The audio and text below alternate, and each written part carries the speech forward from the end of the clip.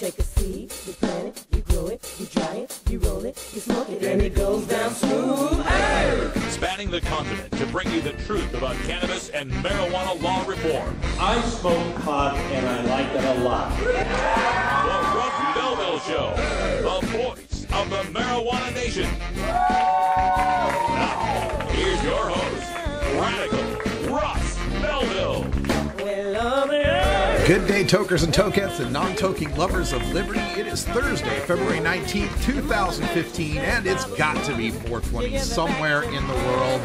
Oh my goodness, I'm having a lot of fun on social media today. Been discussing the proposed Ohio legalization amendment from Responsible Ohio, the 2015 version, that has got a lot of people riled up in Ohio. They're not very happy about the idea of a 10-member cartel buying legalization. I'm going to talk about that in hour two a little bit. So if you're listening from Ohio and want to get your thoughts in, phone number is 971-533-7111. The Responsible Ohio group just yesterday finally released their amendment language, and I haven't had a chance to go through all of it yet. But you know me, my general default position is to support legalization. I find it difficult to find myself on the same side of a ballot issue as the drug czar. So I always support legalization, but I'm willing to listen to compelling arguments by those who think I ought not to, and I'm willing to listen to them fairly. So if you've got a proposal as to why we shouldn't support legalization in 2015 in Ohio, I'm willing to listen to it. But for today, in hour one, we got to continue our unpacking of the International Cannabis Business Conference. Took place in San Francisco on Sunday and Monday and was, again, a premier event. Yesterday, we got to see Doug Fine and Ethan Nadelman in extended interviews, as well as presentations from Dr. Carl Hart, Dr. Stanton Peel, and the media panel. On today's show, I am so excited to bring you this, especially on a Groovin' Thursday. Freeway Ricky Ross. That's right, the man who is doing $3 million a day in crack cocaine sales in Los Angeles in the mid-'80s. The man who was the connection to the CIA's crack scandal that was uncovered by Gary Webb. We spoke to him at the International Cannabis Business Conference. We'll bring that to you at 1:30. At 45 past, I had a great conversation with Amanda Ryman from the Drug Policy Alliance. She's been working in Berkeley, California for a long time. Did that great survey with the Berkeley Patients Group on opioid pain management. We'll get to talk to her at 45 past. Also on the show, taking up the spots of Behind the Headlines and Drug War Data Mining, we've got Representative Dana Rohrabacher, the Orange County Republican, who is a staunch supporter of marijuana rights. A little bit of his presentation at the conference, and two different presentations from Dale Sky Jones. You may remember her from the Prop 19 campaign. She's the chancellor of Oaksterdam University. She spoke at the International Cannabis Business Conference and at another event that took place Monday night, Women Grow, a Bay Area women's sort of membership meeting, meetups, networking situation. So she spoke at that. We'll give you some highlights from that event as well. In hour two, we're going to feature Rick Steves' presentation. He gave the keynote on day 2 of the International Cannabis Business Conference. Also, we've got Troy Dayton from the ArcView Group giving us some numbers on the growth of the marijuana industry, and John W. Lee from one of the groups in California fighting to legalize in 2016. We've also got the 420 radio news coming up right after this first break, and in the headlines today, more lawsuits to try to shut down Colorado legalization. We've got competing groups in Michigan fighting for legalization. Sounds like that's going to be the storyline for most of the states going forward with this legalization. We've got another potential CBD only state in Virginia. North Dakota has once again rejected medical marijuana legalization, and Debbie Wasserman Schultz wants to run for Senate, but the medical marijuana community wants to stop her. All of that and more coming up on today's Russ Belville Show.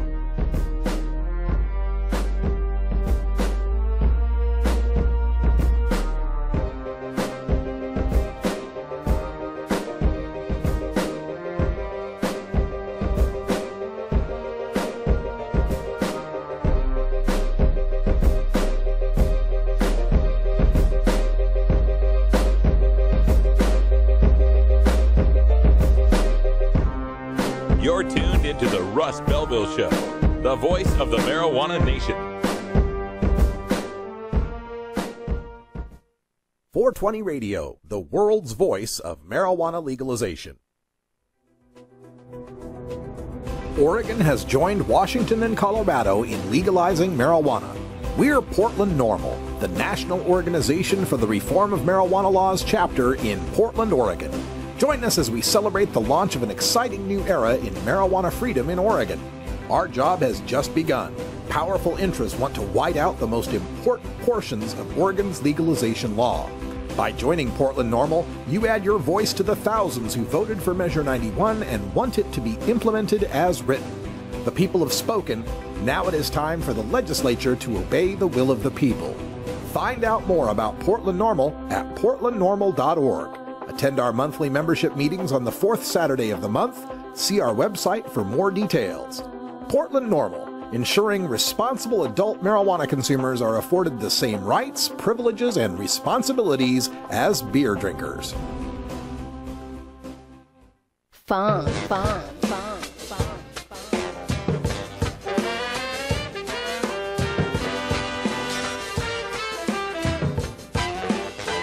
Oh, hello. I'm Big Daddy, and I want you to join me at the Funky Roller Ring. We're partying hard over here, baby. So stop on by, check out the funky grooves, and shake your booty too. Don't get in too deep, brother. Don't get in too heavy. Don't get so you can move about whenever you get ready. This is Radical Russ encouraging you to take a look at the Weed Blog every day. Johnny Green and the staff at the Weed Blog are on top of all the latest developments in the fight to end marijuana prohibition nationwide. You can even get the Weed Blog on your smartphone by installing the Weed Blog app for iPhone and Android. If it's about weed, it's on the Weed Blog, including my original writing. So don't delay. Read the Weed Blog today.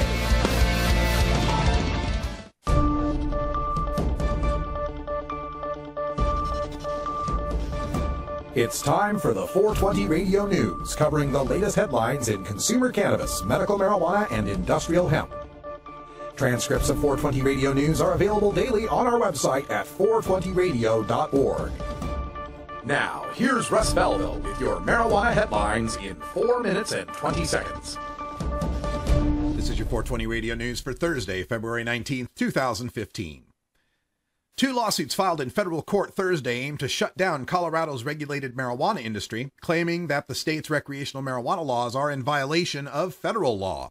The suits, filed by the anti-drug group Safe Streets and 3 other plaintiffs, target a number of Colorado lawmakers, including Governor John Hickenlooper. They allege that by allowing for a regulated marijuana market, these lawmakers are breaking federal law, which considers the plant illegal. But going a step beyond simply suing the state, the plaintiffs are also going after participants in Colorado's commercial marijuana industry.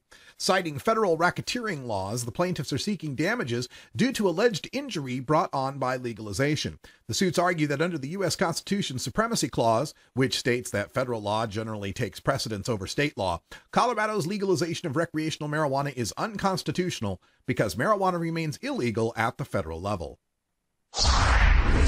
Two separate and potentially competing groups are laying the groundwork for 2016 ballot proposals that would seek to legalize, regulate, and tax marijuana in Michigan. Jeffrey Hank, an attorney who spearheaded a still-pending legalization effort in East Lansing last year, filed paperwork with the state on Tuesday to form the Michigan Comprehensive Cannabis Law Reform Committee. The activist community has long discussed a potential statewide proposal, but the effort has taken on a new urgency in recent weeks with the formation of the new group that they fear will put a more restrictive legalization measure on the ballot. Susie Mitchell, president and CFO of the East Lansing-based Mitchell Research and Communications firm, filed paperwork with the state last month to create a new nonprofit corporation called the Michigan Responsibility Council. Sources familiar with the effort believe the Michigan Responsibility Council will be well funded and may seek to create a tightly regulated industry. Two types of medical marijuana extracts would be legal to possess and recommend for epilepsy treatment in Virginia under legislation passed by the state Senate on Wednesday and sent to the governor for his signature. The Senate voted 37-1 in favor of House Bill 1445, which would allow Virginians suffering from epileptic seizures relief in the form of cannabidiol oil and THCA oil, two marijuana derivatives. The Virginia House had unanimously passed the bill on February 10th. The bill would provide an affirmative defense for sufferers of intractable epilepsy. This means that if patients happen to be arrested and charged with possession of marijuana, they could produce their certificate to the courts at least 10 days before trial and walk without any charges. If Virginia Governor Terry McAuliffe signs the legislation, Virginia would join a national trend of 11 states that have passed so-called CBD-only laws. North Dakota's Republican-led House Wednesday rejected a measure to legalize medical marijuana, citing concerns about public safety and the burden on law enforcement. The House voted 67-26 to kill the bipartisan measure. The bill would allow up to 2 ounces of cannabis-infused products for medical use. The measure was amended from an earlier version that would have allowed people to smoke marijuana for medicinal purposes and grow up to 6 marijuana plants in home pot gardens. The measure would let someone who suffers from cancer, glaucoma, post-traumatic stress disorder, and other debilitating illnesses to use marijuana if a doctor recommends it. Only products derived from pot, such as oils, ointments, beverages, and edible products, could be used. At a hearing before the House Human Services Committee earlier this month, people suffering chronic pain and parents of critically ill children made emotional pleas to legalize medicinal marijuana products. Democratic National Committee Chairwoman Debbie Wasserman Schultz's interest in running for U.S. Senate has encountered strong resistance from a traditional ally of her party, medical marijuana activists.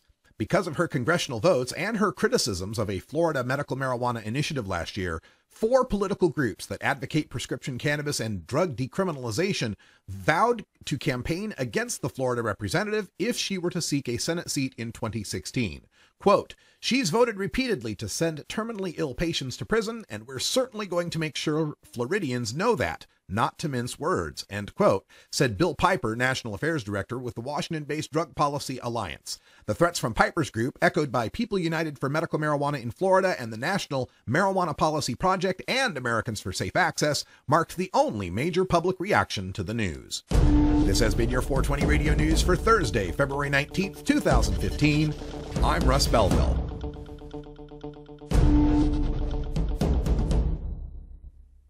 You can get 420 Radio on the go with our Shoutcast stream for all internet-enabled media players. Go to rad-r.us/420shout or just click the Shoutcast icon below the live radio feed at 420 Radio. With over 1 billion people in the world, chances are there's somebody out there just like you.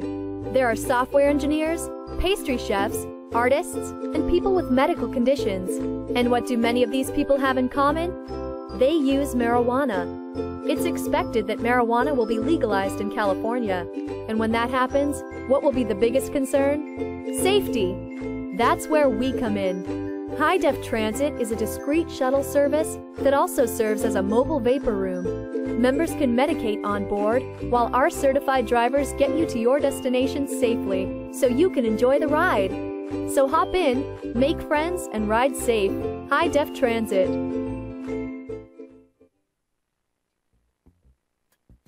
Despite strong public support for medical cannabis, decriminalization, and legalization in Georgia, the state spends $121 million every year to arrest, prosecute, and imprison Georgians for simple possession. Each year, the state of Georgia spends less on driver services, agriculture, and forestry combined. What else can $121 million a year do in Georgia?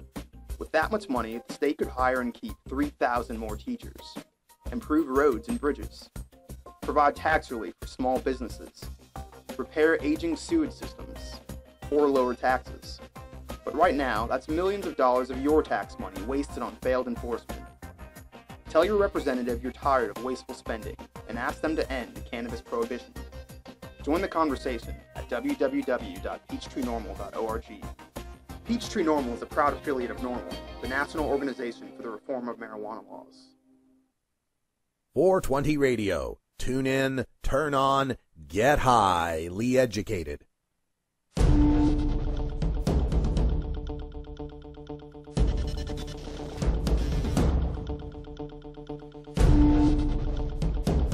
Welcome back, everyone. 14 and a half after the hour. And today in Behind the Headlines, we're taking another look at the International Cannabis Business Conference that took place in San Francisco, California at the Hyatt Regency Hotel. And before we go on to our clip of Representative Dana Rohrabacher, we'd like to remind you that the Oregon Medical Marijuana Business Conference is coming up March 15th and 16th. It'll be taking place in Eugene, Oregon at the Eugene Hilton. You can find out more information at OMMBC.com, I believe is the address, or just Google Oregon Medical Marijuana Business Conference. We're going to turn now to Representative Dana Rohrabacher and a highlight from his keynote speech at the International Cannabis Business Conference just this last Sunday. And they portray them as Samuel Adams' pub. When they went in, it was like a biker bar. These were not upper middle class people acting respectively of the law who founded our country. These were gutsy people who they meant to have their freedom, and they were willing to fight for it. And the British government better not get in the way, and we're going to throw the damn tea in the harbor, and we're not going to pay your taxes because it's unjust, the laws that you have. And unless we are participating in making those laws, we are not going to obey them. And that was the attitude that made our country. And somewhere along the line, because we are so proud that we had accomplished a country that was based on this, we've lost some of those fundamental principles that were laid down. And the most important thing, of course, is we believe that rights are given by God to the individual, and the government has no business stepping in, telling us how to run our lives unless we are violating others. And there are serious implications that happen when government goes beyond the rightful role that government is supposed to play. And nowhere is that more clear than in the drug war that we've been seeing and the effect that it has had on our country. It was until the 1900, or right around the turn of the century there, it was considered to someone's right to consume. It was his body, his or her body, and they could consume what they wanted. I mean, that was part of their right. You owned your body, and that sort of concept has just gone way over because they want to protect us from ourselves.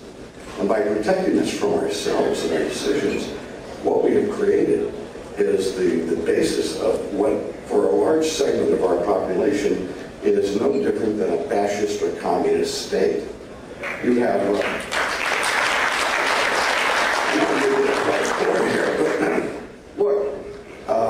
if you're a black citizen in this country and somebody says to the police there's drugs in that person's house, the police come busting in with their guns blazing, for Pete's sakes.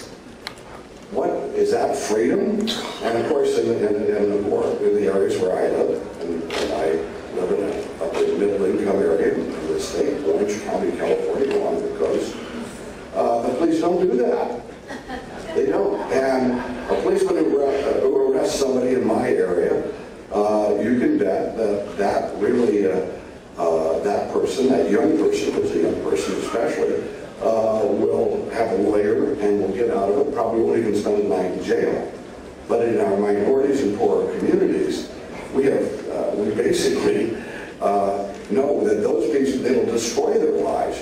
You arrest some young person, he's going to spend a long time in jail. You don't have a lawyer, so he's going to have to plead guilty. You're going to plead guilty because I'm the court-appointed lawyer, and you plead guilty to this, you'll only spend 6 months in prison, and then it'll be over. Okay. We are destroying that person's life for the rest of his or her life. They can't get a job.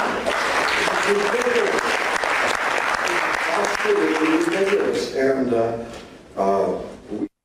that's Representative Dana Rohrabacher from Orange County, California, laying down some truth about the war on drugs and understanding that this is largely a problem that is going to affect the poor, minorities, much greater proportion than are affecting most of his constituents. So I'm so glad to hear him speaking out from that perspective.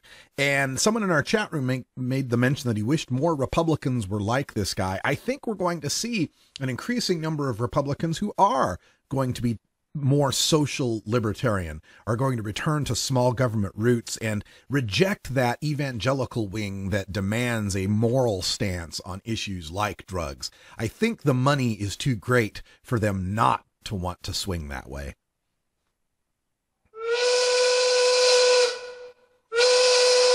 Looks like I picked the wrong week to quit sniffing glue. All right, it's 4:20 in the Mountain Time Zone. Happy $420 listeners in Colorado enjoying legality, and the rest of you mountain states that are envious of legality. You know what I say, smoke them if you got them. Freedom is what you make of it. We'll be back with more ICBC highlights right after this.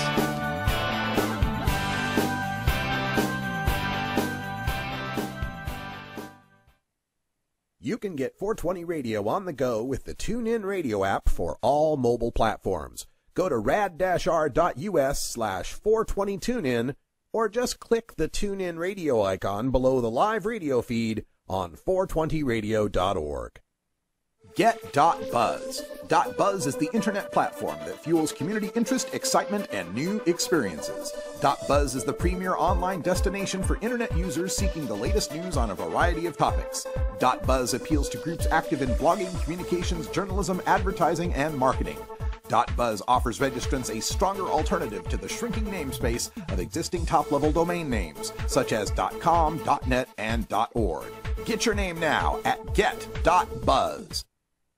Connect with 420radio.org through social media, on Twitter at 420radio.org, and our Facebook page at 420radio.org. Follow us and like us today.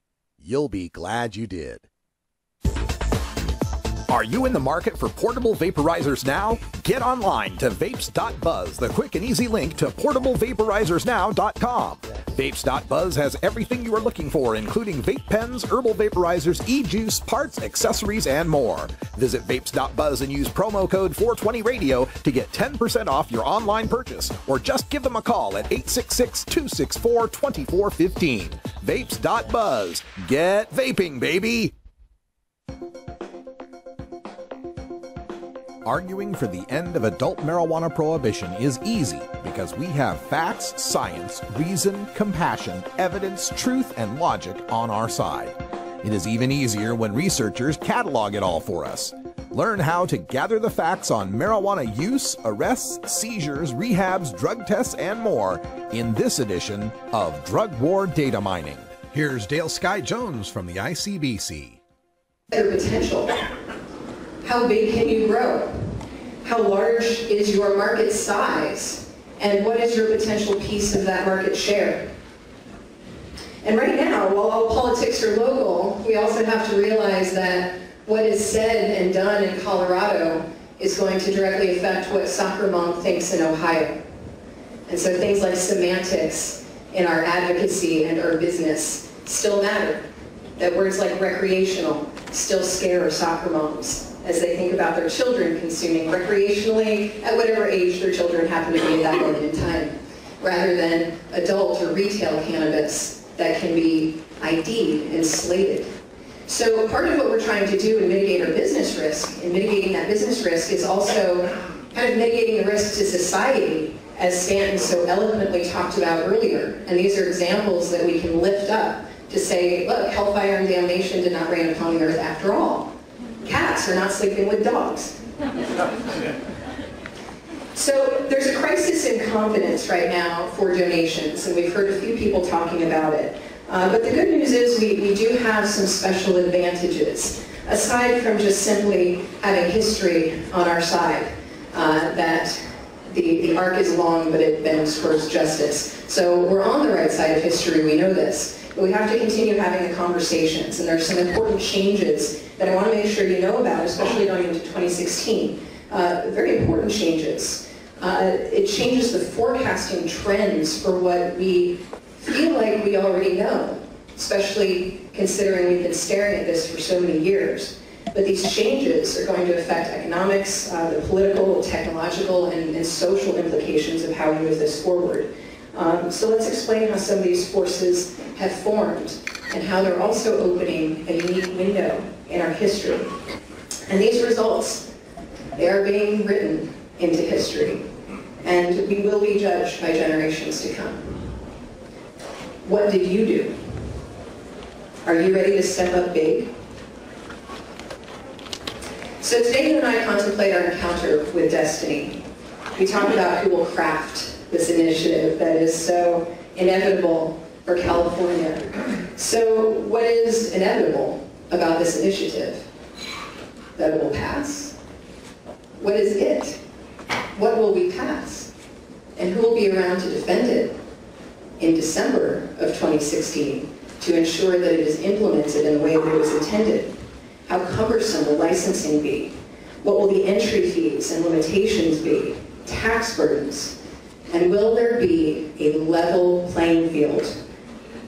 Not just financial discrimination, but also criminal discrimination and barriers. That as we take away the lifeblood in some communities, their ability to pay their rent and feed their children, that we don't then bar entry into this new economic opportunity. That if you have a cannabis conviction, you're the expert in the room.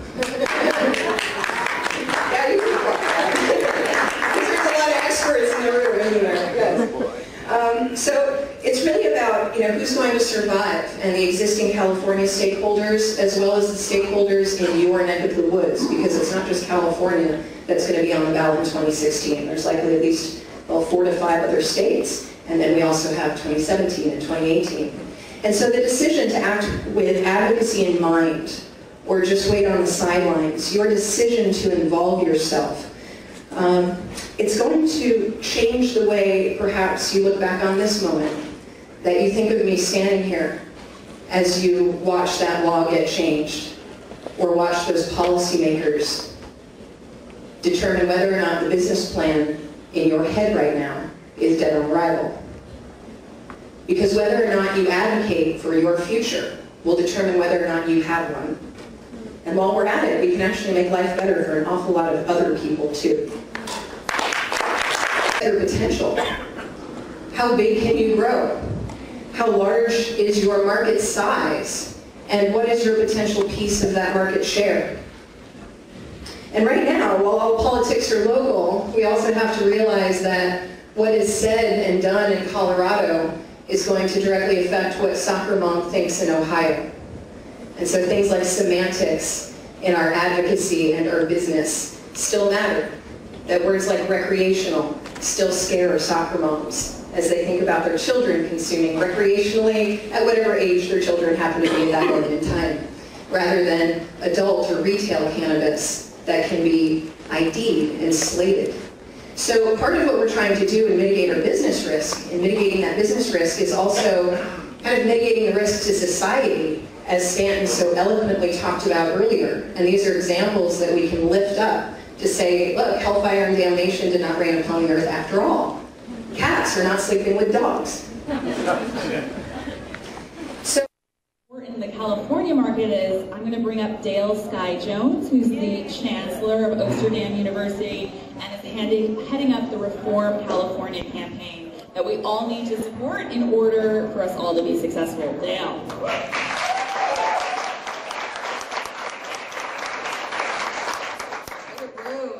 Good evening, Women Grow. Okay, not bad, not bad. Jasmine, I think they can do better. What do you think? Good evening, Women Grow. That's what I'm talking about. All right, I knew they had it in them. Guys, I am so pleased to be here. This is actually my second Women Grow event, and I watched kind of from afar as Women Grow got started. Is that a little better? And I realized after my first Women Grow event, where they insisted that I actually talk about my personal story, which is awkward. I like to talk about policy, not me. But I realized that what I was actually doing after a lot of these women came up to talk to me afterwards, and their men, was that I somehow accidentally cut a path that I didn't realize I was doing at the time because I was just kind of bumbling blind, just trying to get the thickets out from in front of me. But I looked back and there was actually a pretty clear path. And I realized that there were other women behind me on that path, making it wider and better, and grading it, and making it more pleasant, and beautifying it. And I realized that that's really kind of how I got here, was watching a woman with a baby and realizing, well, there's no babies in corporate, but we could have babies maybe here, because we, women, have an opportunity to form this new industry. Now, I just want you to think about what this means for a minute. It's not just for women, it's for the boys that we are all raising as well. I have 2 sons, so I care about the men in the room as well. Because behind a lot of these strong women are some really good men, uplifting and empowering them. So we should give a shout out to the gentlemen in the room. Because you are also here supporting women grow. And CCPR. But I realized just becoming simply a conduit, and that's really all I am, is a conduit by which other people's good ideas can come together and flow. And by simply being an example in the act of becoming a spokeswoman for cannabis policy reform, I quite accidentally became a spokeswoman for motherhood.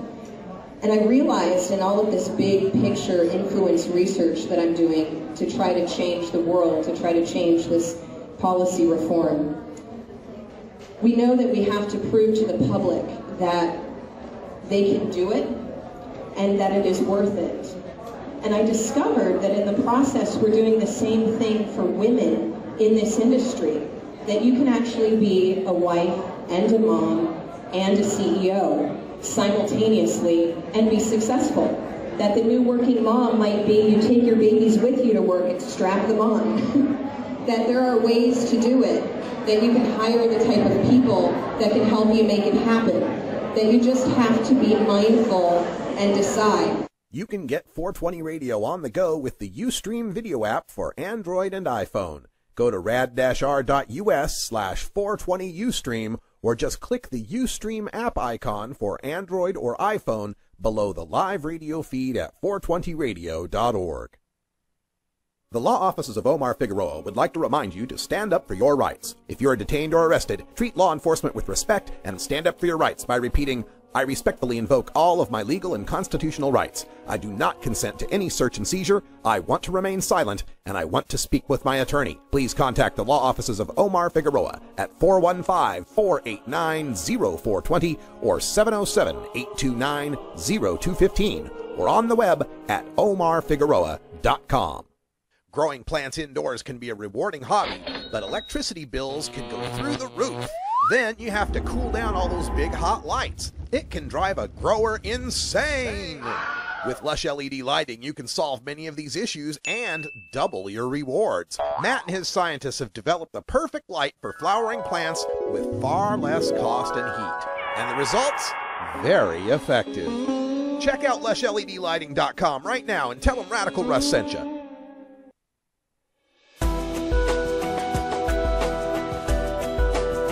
The cannabis community is a diverse set of people from all walks of life, conservative and liberal, black and white, straight and gay, rich and poor, and everyone in between. Learn more about the people we are freeing from adult marijuana prohibition in our Cannabis Community Chat. Welcome back, everyone. 33 and a half after the hour. And today in the chat, I was so blessed to get this opportunity to interview Freeway Ricky Ross, the CIA crack cocaine connection of the early and mid 80s. And it was great to see him having a discussion with Representative Dana Rohrabacher. You can catch the conversation between Freeway Ricky Ross and Representative Dana Rohrabacher at marijuanapolitics.com. But now let's turn to my conversation with Freeway Ricky.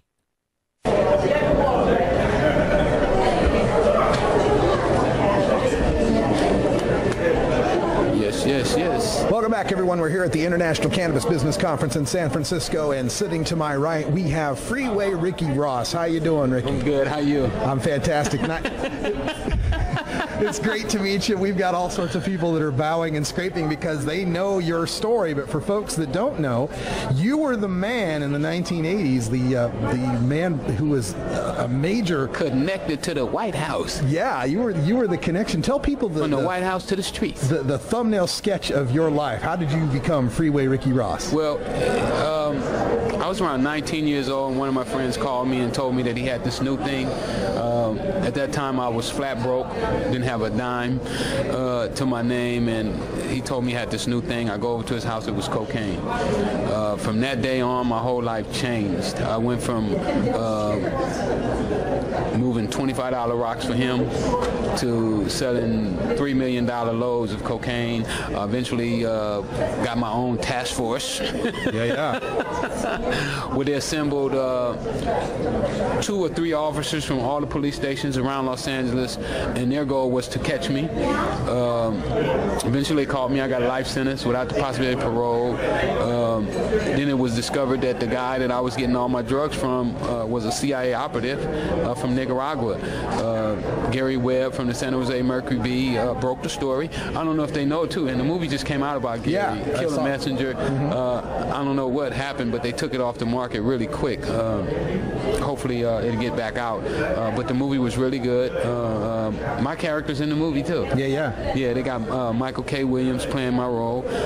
That's all right. And that kind of, sums it up. I got my new book is out.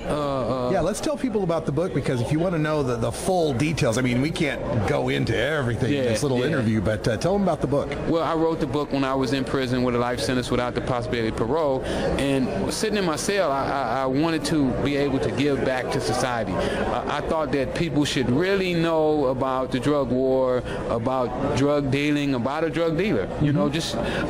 I wanted to put them inside of my head. And what is it that people have this thought in their head of what a crack dealer, drug dealer might be. What don't they know? Well, most people don't know that I've never done a violent act.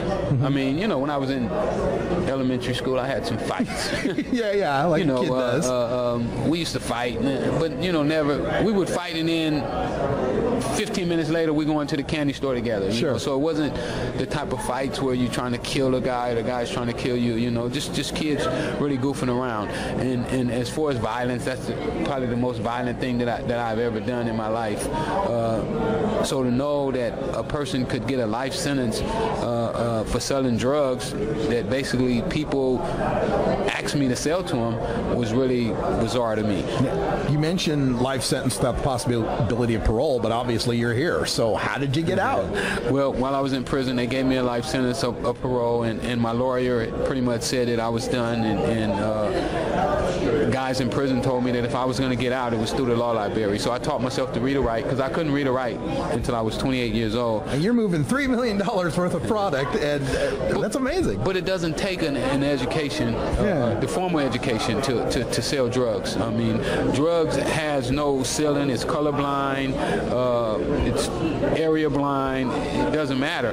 All you have to do really is just to be a good person, treat people the way you want to be treated, and you'll go far. And so these are lessons that you could pass on to the now legal drug industry of marijuana that's happening on the West Coast. Absolutely. And that's why my book is doing so well. My book is a bestseller right now on Amazon, and I'm independent. I publish my book myself, and those are the reasons that it's doing that, because people understand that most people can't start with $125 and make $3 million a day. So they're trying to figure out how I did it. No doubt. Now, you were just here speaking with Congressman Dana Rohrabacher, a rock rib Republican from the Orange County. Wow. Is that like a trip or what? Man, that was crazy. And then just to hear his views, that he understands that the drug war is stealing from our kids. I mean, it's like a machine that churns people up for itself, almost like the hamster on the ring where it just keeps going around and around. If you take the money from the schools and put it on prisons, then what's going to happen is you're going to have more kids that wind up going to prison. You did a lot of time.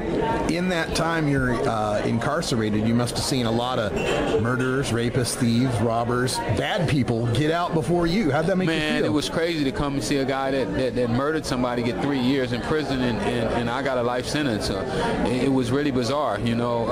But, you know, I did a lot of studying, and I found out that the reason cops didn't really care about murders and stuff because you could get a promotion faster by catching drug dealers. You know, the guy who called me, he got promoted. You know, I had a special prosecutor who was one of the smartest guys in the country, but he didn't want to catch rapists and murderers. He wanted to catch drug dealers because it was a way of padding their books. They could go and tell the government, you know, look, we caught X amount of drugs from these guys, or these guys were moving X amount of drugs, and we need X amount of money to catch them because they're sophisticated.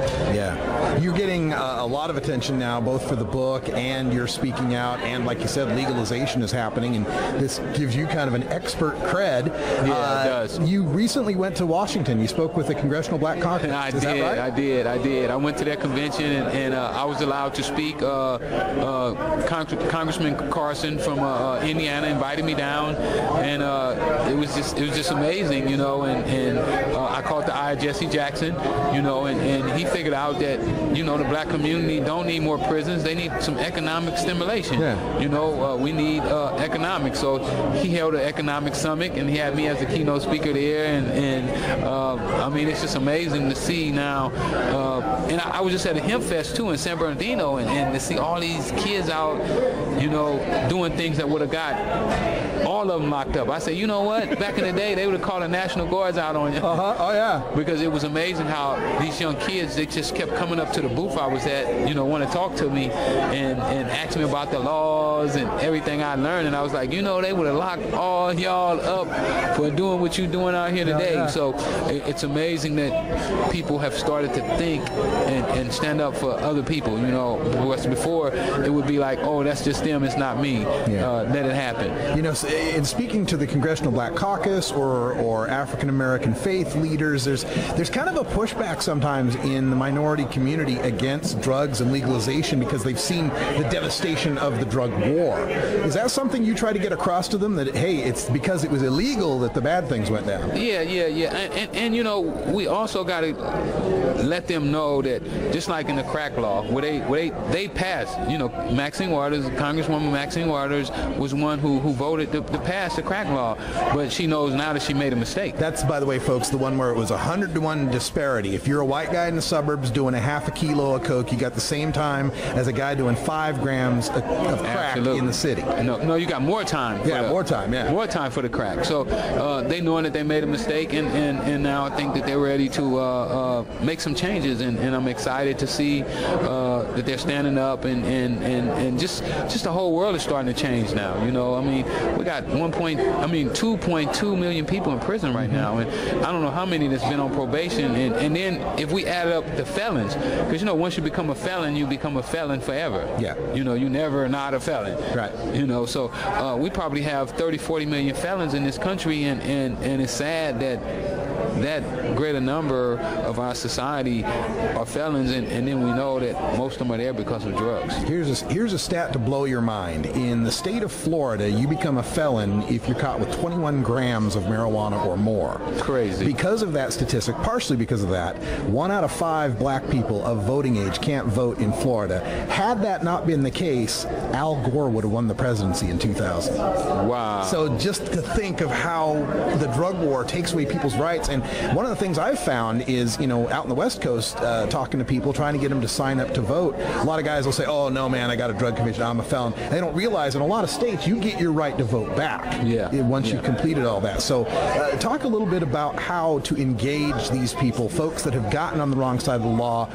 A lot of times they don't want to make any waves. They just want to stay low.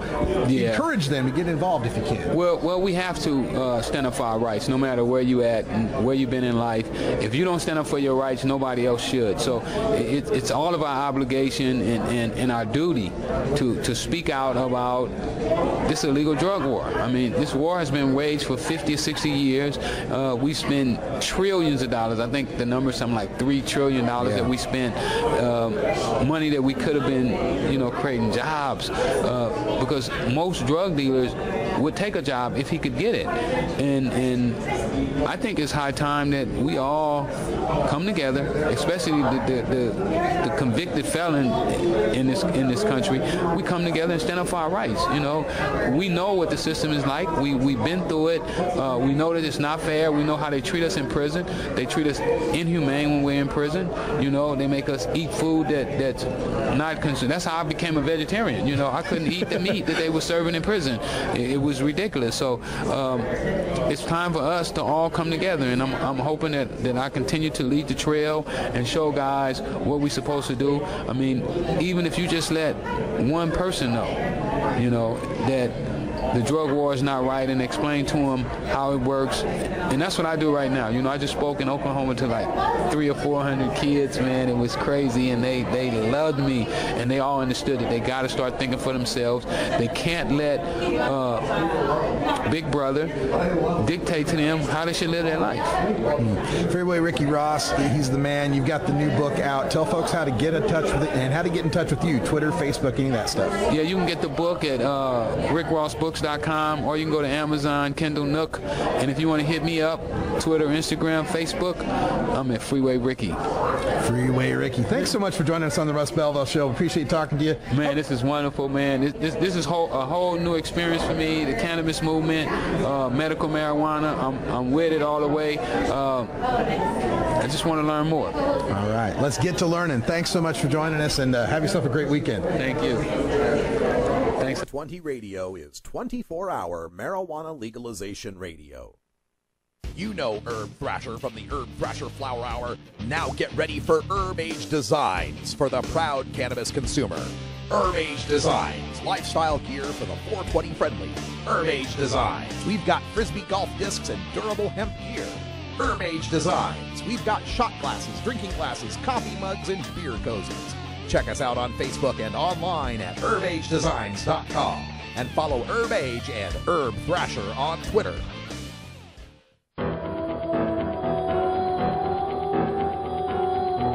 In the interest of fair and balanced journalism, the Russ Belville Show presents the anti-drug public service announcement of the day.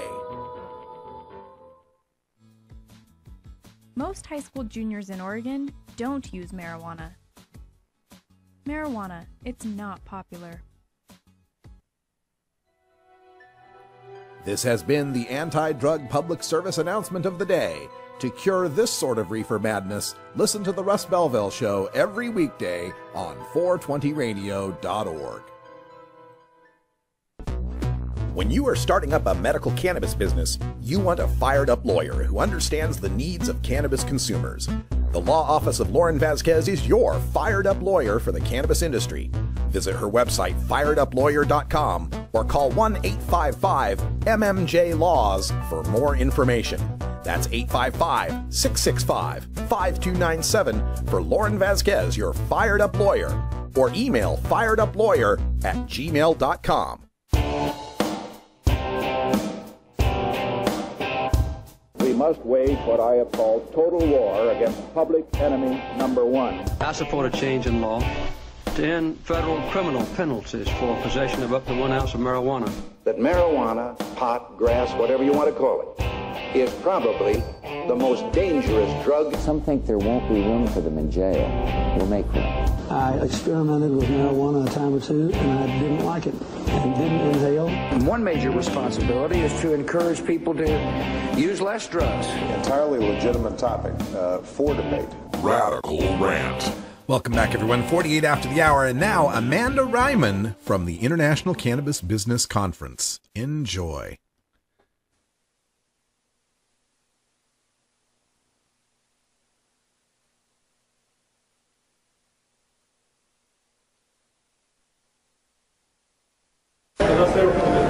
Welcome back, everyone. We're at the International Cannabis Business Conference in San Francisco, California, and joining us here at the Russ Belville Show desk, we have Dr. Amanda Ryman from the Drug Policy Alliance. How are you doing? I'm doing great, Russ. How are you? Great. And you were just on a panel with Dale Sky Jones, Stanton Peele, and Jim Gonzalez was the moderator. I was going to say Joe, but Jim Gonzalez. There we go. Got it right. And tell us a little bit about what you were presenting here at the conference. Well, our panel was specifically about advocacy, and I think it's important as we move forward with this new industry that is very exciting with a lot of opportunities that we don't ignore the immense harms that marijuana prohibition has caused vulnerable communities over the last 40 years. And so what I was trying to tell the audience is that, it's great to say I'm going to go into this community and I'm going to bring 50 new jobs with me, but what about the people who can't get jobs because they have drug convictions? What about them? It's great to say I'm an organic farmer who's going to be growing sustainably on this land, but what about all the land that's been devastated by trespass grows?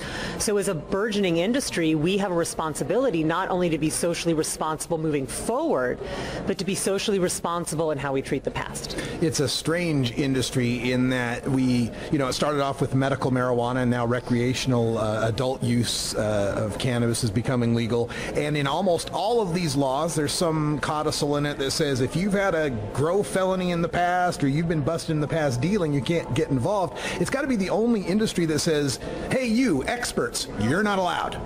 Oh, absolutely, absolutely. And the thing is that the people that are most likely to have gotten those arrests and those charges for cultivation are the people that were trying to be transparent. I mean, the more transparent you try to be, meaning that you're growing in an appropriate place, that you're not diverting water. I mean, all the things we would want from a good, responsible farmer also puts you most at risk. Yeah. So we've created a system where the people that are willing to come out and be seen, they're kind of the ones putting their heads on the chopping block. And it would be really unfortunate if we created an industry that completely barred the folks that took the most risk over the years. Yeah, now in moving forward and creating that industry, the next big move, of course, is the state of California, 2016 coming up, and everybody's pointing at this. And Dale made a few mentions to this as well in her presentation about getting everyone together on the same page in California and understanding how many different stakeholders are involved here. Can you give us a look forward to what's happening? I mean, what's happening now to get people together and what you see moving forward in 2016? Well, I think that Ethan made a really good point this morning, which is when we talk about California and marijuana legalization, we're not just talking about people who care about marijuana. We're talking about people who care about the environment. We're talking about people who care about equity and jobs and a job availability. So it's definitely important that, yes, we hear from the marijuana base. We need to know what they want, and CCPR has been doing an amazing job, the California Cannabis Policy Reform. If you watch Monty Python, it's the People's Front of Judea, is how I keep saying it. Yeah, splitters! Exactly. So they've been doing an amazing job having stakeholder meetings and really listening to the people that have a vested interest because they know a lot about marijuana, they care about marijuana. Where Drug Policy Alliance sees itself is really reaching outside of that box, doing a lot of work with social justice organizations, with religious organizations, with labor organizations, and I myself have been doing a lot of work with environmental organizations, hearing what their stake is in this fight and how do we address their concerns, because what we need to do is we need to convince the public that what they're voting for is better than what they have now. And to be honest, we've had medical marijuana in California for 20 years. Some may say we've had a pilot legalization program in California for 20 years. And for a good majority of Californians, it's working pretty well. So I think it's important that we show people what regulation can get them. It's going to get more patients access. It's going to help with the environmental degradation that's been happening. And most importantly, it's going to stop people from getting in trouble for marijuana possession. Because even though possession of less than an ounce is an infraction in California, it's black and brown folks that are getting the majority of those infractions, and it's still a ticket. And if you can't pay the fine and you're on probation, you can have your probation revoked. I mean, what we've seen time and time again is that whether it's a slap on the wrist or the death penalty, no matter where the punishment lies in severity, it will always be heaped on poor people of color. Absolutely. So the only way you get around that, eliminate the punishment. There we go. We're speaking with Amanda Ryman from Drug Policy Alliance, working hard in California to get legalization to happen. And, we mentioned that decriminalization from 2010 when the governor tried to take the wind out of the sails of Prop 19. And I think Ethan made an allusion to the fact of here's one we lost where we actually won, because we started the conversation and we did end up with decriminalization. Now in 2014 and moving forward, we've got President Obama, Eric Holder, the Cole memo. We have so much now that is allowing state legalization to go forward. And Congressman Rohrabacher was here as well, the author of that amendment that forbade the Department of Justice from spending money to go after state legal medical marijuana, or I assume, well, it's just medical marijuana the way it's written. And then yet we have Melinda Hogg. and we have Patrick Ormsby, and we have the prosecution of the Kettles Falls 5, Berkeley Patients Group, Harborside. How are they getting away with spending this money? Well, I think what it's really about, I mean, in specifically the case in Northern California with the attacks on Harborside and Berkeley Patients Group, is it's an attempt to take down the most well-regulated, most respectable organizations, because those are the ones that pro-legalization folks point to say regulation works. If you remove all of the good actors and all you're left with are the bad actors, it's really easy to point to a system and say, well, it's completely out of control. Look at the people that are running it. It's like, well, you took away everybody that was trying to do it right. And so I think we're seeing a similar kind of action. Now, you know, in terms of Melinda Haig, man, I wish I could have a little insight into that woman's head, but you know, she lives in Berkeley, and my only thought is that this is some kind of personal vendetta, because the city has been so proactive when it comes to their cannabis regulations. You know, they recently became the first city to require dispensaries to set aside free cannabis for people who are low income, and I don't think she likes that. And I think she's looking at this as an opportunity, but she's going to lose. You know, and eventually when we look back in history at this, I mean, she's going to be looked at as a villain. I mean, it's not going to change. Those, you know, she's looked at that way now. How is this happening with Berkeley? Melinda Haig, is it? That's how it's pronounced. And that's where Kevin Sabet did his undergrad work. I know. What's up with this? So, well, this is kind of interesting because, you know, I teach at Berkeley, and he was there at around the same time as one of my good friends who was with Students for Sensible Drug Policy, and he tried to start the first anti-drug group at Berkeley, and so they would have these sign wars where, like, he would put up an anti-drug meeting sign and she'd tear it down, and she would put up an SSDP sign and he would tear it down. I mean, all I can say is that he's the modern day Harry Anslinger, and he really gets off on being the one fish in the crowd to swim the other way, whether that's being the one anti-drug, you know, conservative at Berkeley, or whether that's being like the one person under the age of 35 who thinks marijuana should be illegal. You know, I mean, I think he gets off on that, and unfortunately, you know, it would be funny and we laugh about him, and, you know, he's kind of funny, but the fact is that thousands and tens and thousands of people are going to jail every year for marijuana and having their lives ruined because he has some kind of moral stance, and that's wrong. I mean, that's like egregious. I mean, I think again, when we look back at history, I mean, he will be looked at as a Harry Anslinger. I mean, somebody who is responsible for the ruining of tens of thousands of lives. Yeah, absolutely. Well, it's a wonderful conference we're having here. We need to get back to it. Before we go, any last words for the audience as far as how to contact you, get in touch with DPA, or help this California movement in some way? Sure, absolutely. Well, you know, Drug Policy Alliance, our website is drugpolicy.org. Very easy to remember. We have an unbelievable amount of great information on that website, not just about how to become involved, but fact sheets on different drugs so that you can impress your friends with your knowledge. I'm on there as well, but if you want to get in contact with me, my email is AREIMAN@drugpolicy.org. I'm happy to answer any questions, and I'll also say that we have a column on the Drug Policy website that comes out every 2 weeks called Ask the Doctors About Marijuana, that's written by myself and Dr. Malik Burnett from our DC office, and you can submit questions. So if you have a question about marijuana, you can go and follow the link on the website and submit a question, and we'll answer it. I have to say, since we've been doing this column, about 90% of our questions, how to pass a drug test. Yeah, that's here's how you pass a drug test. Don't take one, or don't take drugs. That's probably like the only way to not get pregnant is to not have sex. You can pass up the test, or you can pass the test. You cannot cheat the test. Although I know a lot of people that manage to get around it, and that's drug testing is what brought me here. I was drug tested out of an information technology career. I didn't wear these ties just for fun. This is something, as we move forward with legalization, that's kind of critical to me, is I think we're entering what I would call the Jim Crow period of marijuana. It's like, yeah, it's legal, but you're still second-class citizens. You still can get fired from your jobs, lose your child custody. Any thoughts on moving forward with equalization? I think that's going to take time. I think the proof is in the pudding. I mean, unfortunately, we are guilty until proven innocent, that we can actually be responsible individuals when it comes to our employment, our parenting, and our driving, and using cannabis.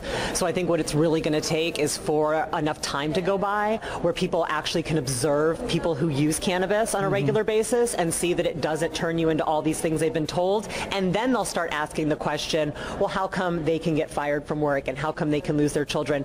Something was very similar with the LGBT movement. It took some time, and then eventually people were saying, well, my neighbor's gay, but they're awesome, so why can't they get married? And I think, or Frank, the gay guy at work, hey, he does a great job. What's the problem? Exactly.